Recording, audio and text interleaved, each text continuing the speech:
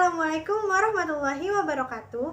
Saya Taskia Mariaufa dengan NIM 2111753 dari Prodi PGSD ingin memaparkan materi tentang inovasi dalam mengatasi beragam masalah siswa guna memenuhi nilai ujian akhir semester mata kuliah bimbingan dan konseling dengan dosen pengampu Ibu Febrianti Yuli Satriani, SPDI, MPD.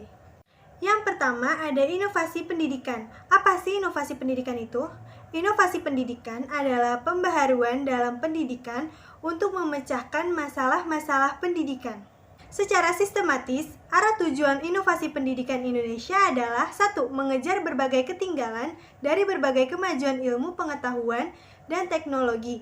Yang kedua, mengusahakan terselenggaranya pendidikan di setiap jenis, alur, dan jenjang secara merata dan adil.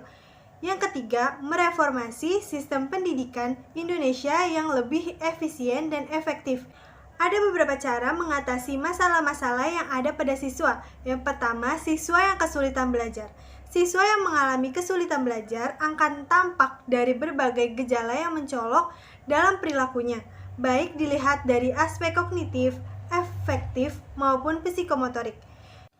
Hal yang dapat dilakukan adalah 1. Gunakan prior knowledge. Prior knowledge bisa menjadi sebuah metode pendekatan oleh guru agar dapat mengatasi kesulitan belajar siswa di sekolah. Cara ini sangat bermanfaat sehingga siswa dapat mudah menerima materi baru. Yang kedua, selalu evaluasi. Cara mengatasi kesulitan belajar siswa bisa dilakukan dengan metode evaluasi. Guru dapat melihat perkembangan siswanya sekaligus mengambil langkah yang harus dilakukan kepada siswa. Yang ketiga, hindari pemberian tugas yang sangat panjang. Setiap siswa memiliki karakteristik dan kemampuan yang berbeda, seperti halnya dalam kecepatan mengerjakan tugas yang diberikan. Yang keempat, ada pendekatan personal. Melakukan pendekatan personal antara guru dan siswa. Pendekatan personal meliputi dialog atau komunikasi langsung dan terbuka antara guru dengan murid. Yang kelima, metode resiprokal. Reciprocal teaching atau pengajaran resiprokal adalah bentuk dialog interaktif antara guru dan siswa. Cara ini bertujuan untuk membangun pemahaman siswa terhadap sebuah materi atau tugas. Yang keenam, bentuk kelompok belajar. Menyelesaikan masalah kesulitan belajar bisa dengan cara membentuk kelompok belajar. Melalui kelompok belajar, siswa dibebaskan menyampaikan materi sesuai dengan pemikiran mereka, sehingga tujuan pembelajaran tercapai.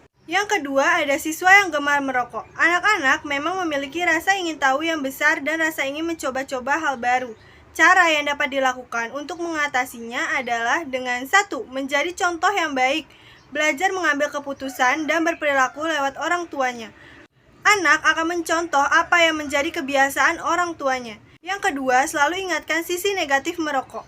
Pendidikan bahaya rokok harus dimulai sejak dini, meskipun anak masih duduk di bangku taman kanak-kanak atau sekolah dasar.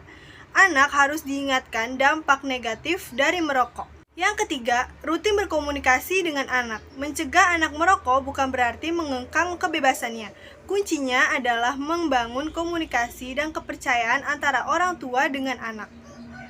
Yang keempat, mengenal teman-teman anak. Selain berkomunikasi, mengenal langsung teman-teman anak untuk membantu memantau pergaulannya. Yang kelima, ajari anak untuk menolak ajakan merokok. Membekali anak dengan kemampuan menolak ajakan dari teman-temannya. Berani untuk mengatakan tidak atau kata orang tuaku tidak boleh.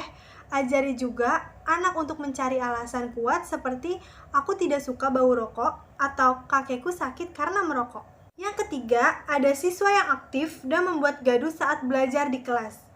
Guru mengharapkan anak didiknya sungguh-sungguh dalam belajar. Bahkan karena ada 1 atau 2 murid yang gaduh, sebagian siswa pun ada yang ikut-ikutan ribut. Suasana yang kacau seperti itu jelas sangat mengganggu dalam proses pembelajaran di kelas. Cara mengatasi siswa yang aktif dan membuat gaduh di kelas adalah 1. Menggunakan beberapa metode pembelajaran. Yang kedua, memberikan peringatan secara nonverbal. Yang ketiga, mengendalikan emosi. Yang keempat, selipkan candaan saat mengajar. Yang kelima, dengarkan keluhan siswa. Yang keenam, dengarkan apa yang sedang diperbincangkan. Yang selanjutnya, memberikan pujian atau hadiah kepada siswa yang menyimak dengan baik. Dan yang keempat, ada siswa yang mulai berpacaran. Anak pacaran bukan lagi fenomena aneh, terutama di kalangan remaja. Apalagi jika melihat teman sebaya mereka yang sudah berpacaran. Hal yang dapat dilakukan untuk mencegahnya ada: 1.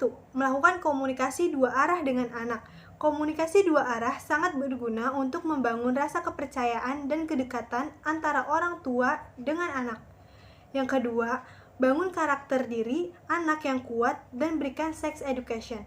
Yang ketiga, jelaskan untung dan ruginya berpacaran. Yang keempat, pantau media sosial anak. Perlu bagi orang tua untuk memperhatikan media sosial apa saja yang digunakan oleh anak. Kenali bagaimana kecenderungan dan unggahannya, batas privasi, serta hal-hal yang menarik perhatiannya di sosial media. Yang kelima, hindari punishment, utamakan reward. Dan yang selanjutnya, bekali anak dengan ilmu agama. Membekali anak dengan pengetahuan agama dapat mengurangi perilaku negatif dan dapat terhindar dari pergaulan yang tidak diinginkan. Kesimpulannya, diselenggarakannya bimbingan belajar di sekolah diharapkan peserta didik dapat mengatasi masalah-masalah dalam belajarnya dan diharapkan anak memiliki kebiasaan belajar yang baik. Namun, tidak setiap siswa memiliki kemampuan untuk mengatasi persoalan yang terkait dengan belajar. Dengan demikian, seorang guru diharapkan mampu membantu mengatasi dan memecahkan masalah kesulitan belajar yang dialami oleh peserta didik. Keberhasilan suatu bimbingan belajar akan bisa maksimal apabila ada keterbukaan dan keterpercayaan antara pihak peserta didik dengan guru sehingga terciptanya bimbingan belajar. Sekian pemaparan materi dari saya, kurang lebihnya mohon maaf. Wassalamualaikum warahmatullahi wabarakatuh. Bye-bye.